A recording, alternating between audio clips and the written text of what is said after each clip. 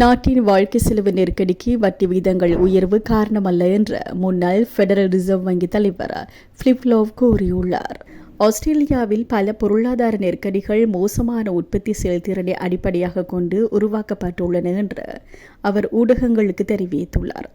நாட்டிற்கு தேவையான பெரிய கட்டமைப்பு சீர்திருத்தங்களை செயல்படுத்துவதில் அரசியல்வாதிகள் ஆர்வம் காட்டுவதில்லை என்று முன்னாள் பெடரல் ரிசர்வ் வங்கி தலைவர் கருத்து தெரிவித்துள்ளார்.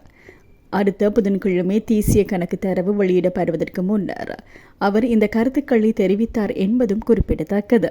வரவிருக்கும் கூட்டாட்சி தேர்தலுக்கான திகதிகள் இன்னும் உறுதிப்படுத்தப்படவில்லை. இருப்பினும் அரசியல் விமர்சகர்கள் இது மே 17ஆம் தேதிக்கு முன்னர் நடைபெறும் என்று கருதுகின்றனர்.